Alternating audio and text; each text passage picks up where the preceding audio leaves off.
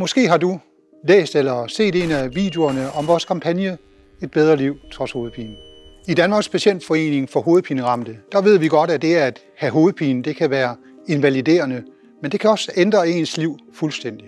Jeg kan ikke læse på samme niveau som andre unge. Jeg kan ikke tage i biografen. Jeg kan ikke træne, som jeg har gjort før. Min hovedpine har den konsekvens, at jeg ikke kan deltage i særlig mange aktiviteter, og jeg kan ikke holde aftaler med familie og venner. Det gjorde det rigtig ondt, især fordi jeg har 2 små børn, som gerne vil have, at mor også er med. Derfor er det afgørende vigtigt, at du kommer hurtigst muligt til lægen og kommer i gang med den proces, det er at få stillet den rette diagnose for din hovedpinesygdom. Men udover at få stillet diagnosen, så kan det være, at du har 100, ja måske 1000 andre spørgsmål. Hvad med mit job?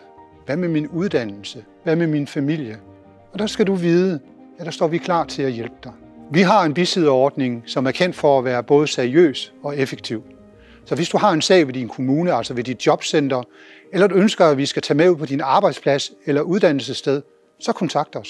Vi ved, hvor svært det kan være at stå alene med en usynlig lidelse som en hovedpinesygdom. Det er derfor, vi ønsker at give faglighed og ærlighed hele vejen rundt omkring det enkelte menneske. Nu har vi rakt hånden frem til dig. Vil du tage den?